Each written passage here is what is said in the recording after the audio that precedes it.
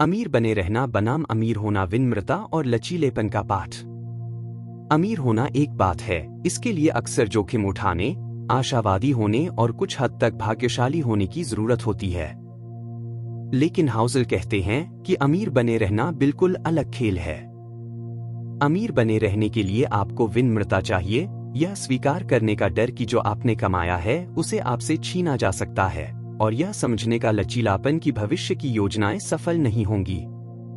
सोचिए, कितने लोग तेजी से पैसा बनाते हैं लेकिन उसे संभाल नहीं पाते। यह इसलिए होता है क्योंकि अमीर बनने के लिए जो गुण चाहिए होते हैं वे अमीर बने रहने के लिए जरूरी गुणों से अलग होते हैं। अमीर बने रहने के लिए संयम, अनुशासन और यह स्वीकार करने की क्षमता चाहिए कि बाजार अनिश्चित हो सकता है। इसका मतलब है अपने पैसे को सुरक्षित रखना, अत्यधिक जोखिम से बचना और हमेशा सबसे बुरे के लिए तैयार रहना। यह एक रक्षात्मक खेल है जहां आपको अपनी जीत को बनाए रखने पर ध्यान देना होता है। आपके लिए सीख: संयम और अनुशासन। जब आपके पास पैसा आता है तो उसे खर्च करने या अत्यधिक जोखिम लेने की इच्छा को नियंत्रित करें। हमेशा बुरे के लिए तैयार रहें, एक आकस्मिक निधि रखें और अपने पोर्टफोलियो में विविधता लाएं। मान लें कि चीजें हमेशा आपकी योजना के अनुसार नहीं चलेंगी। विनम्र रहें, अपनी सफलता का पूरा श्रेय खुद को न दें। किस्मत और बाजार की गति का भी इसमें हाथ होता है। यह विनम्रता आपको अनावश्यक घमंड से बचाएगी। The man in the car paradox, सम्मान का भ्रम। हाउसल एक दिलचस्प विरोधाभास की बात करते हैं जिसे the man in the car paradox कहा जाता है। हम अक्सर सोचते हैं कि एक महंगी कार या आलीशान घर खरीदने से हमें दूसरों से सम्मान और प्रशंसा मिलेगी। लेकिन सच्चाई यह है कि जब आप एक शानदार कार चलाते हैं तो लोग उस कार को देखते हैं, न कि आपको। वे कल्पना करते हैं कि वे खुद उस कार को चला रहे हैं और कैसा महसूस करते। यह विरोधाभास हमें बताता है कि भौतिक चीजें हमें वह सम्मान या प्रशंसा नहीं दिलाती जिसकी हम उम्मीद करते हैं। लोग अक्सर आपकी चीजों की प्रशंसा करते हैं, न कि आपकी।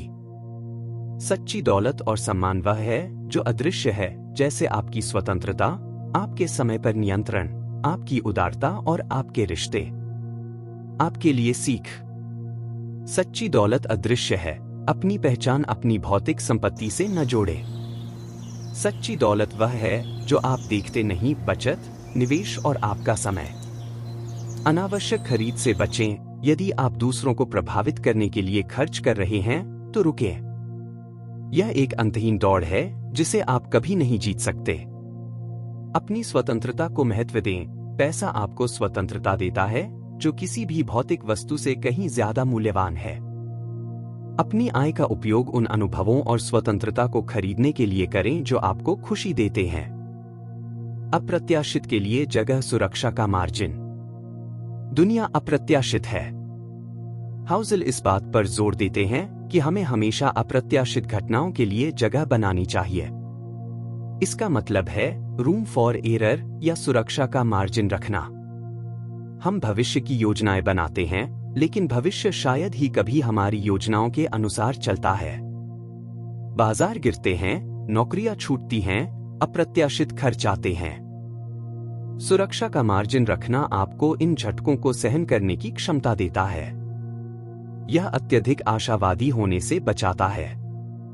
इसका मतलब है कुछ पैसा बचाकर रखना जो आप निवेश नहीं कर रहे हैं, या अपनी आय का एक हिस्सा अलग रखना जो आप खर्च नहीं कर रहे हैं। यह एक वित्तीय बीमा पॉलिसी की तरह है। आपके लिए सीख: आकस्मिक निधि, कम से कम 3 से 6 महीने के रहने के खर्च के बराबर की राशि हमेशा आपातकालीन निधि के रूप में रखें। रूढ़िवादी योजना: अपनी वित्तीय योजनाओं को बनाते समय थोड़ा रूढ़िवादी बने। आय को कम आंकें और खर्चों को ज्यादा। ओवर लेवरेज से बचें, अत्यधिक कर्ज लेने से बचें, खासकर ऐसी चीजों के लिए जिनकी जरूरत नहीं है।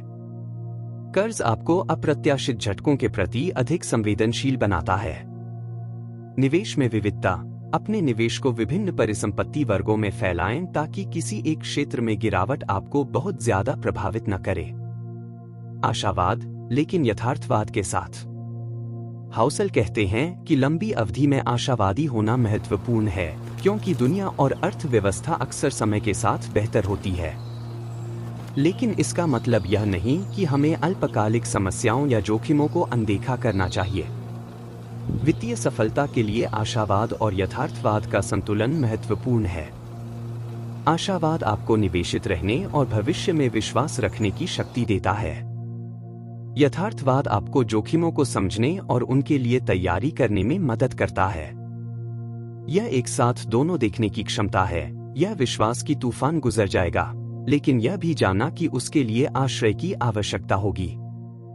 आपके लिए सीख। दीर्घकालिक सोच। बाजार की अल्पकालिक गिरावट या आर्थिक मंदी के बावजूद दीर्घकालिक विकास में विश्वास रखें।